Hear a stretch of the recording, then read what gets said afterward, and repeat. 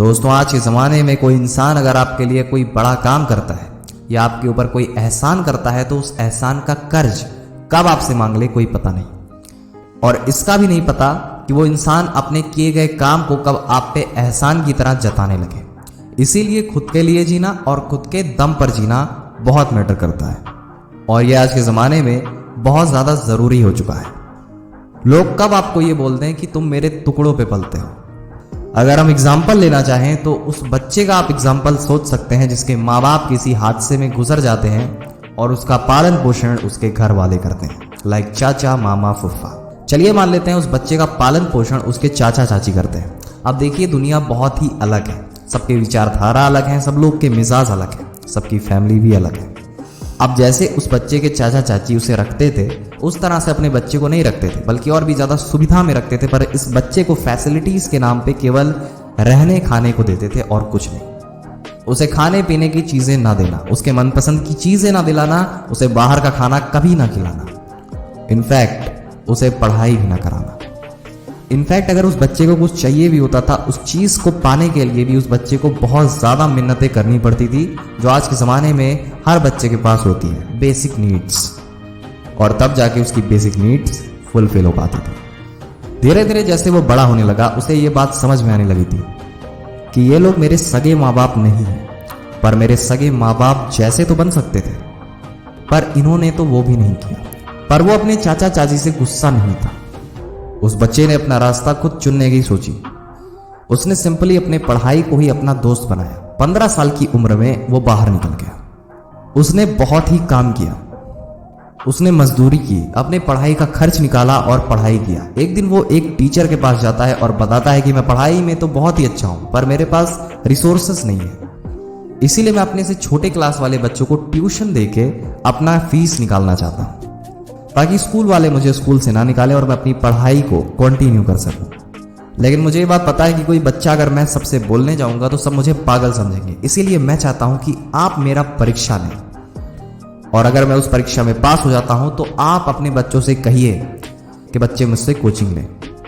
अब टीचर पहले बहुत ही ज़्यादा दुविधा में पड़ जाता है, फिर वो धीरे से सोचता है और फिर उसे एक क्वेश्चन देता है सॉल्व करने के लिए।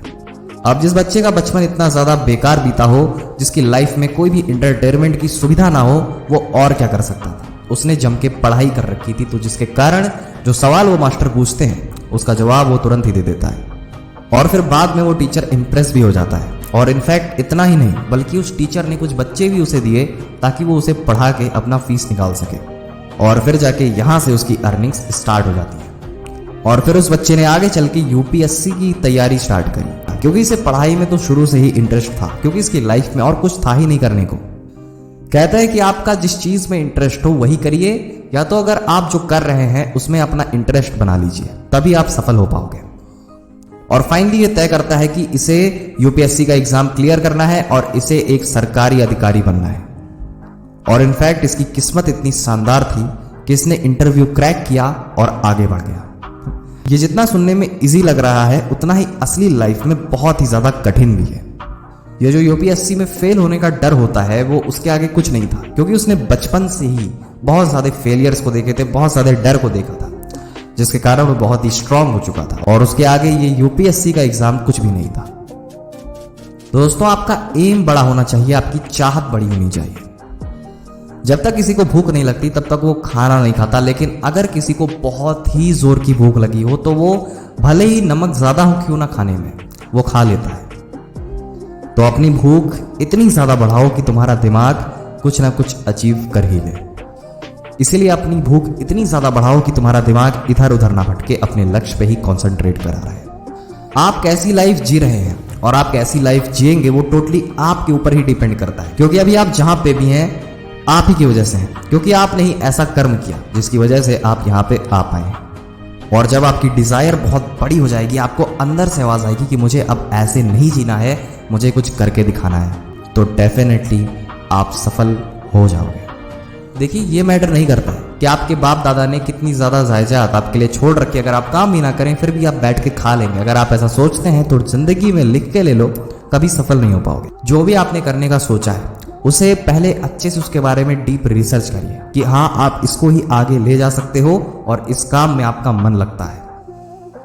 लोग कंफ्यूज रहते हैं कि मैं इस काम में भी अच्छा हूं, मैं उस काम में भी अच्छा हूं, लेकिन मैं डिसाइड नहीं कर पा रहा हूं कि मैं किसमें बहुत ज्यादा अच्छा हूं और मैं क्या करूं।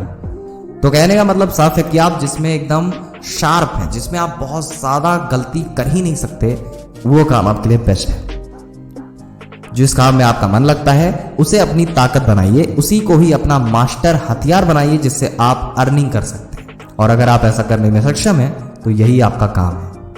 दोस्तों, हम उम्मीद करते हैं कि आपको आज की वीडियो से कुछ सीखने को मिला होगा, और अगर हाँ तो वीडियो को लाइक करिए, चैनल को सब्सक्राइब नहीं किया है तो चैनल को सब्सक्राइब करके बेल आइकन को दबाइए। अभी के लिए जय हिंद, वंदे मातरम।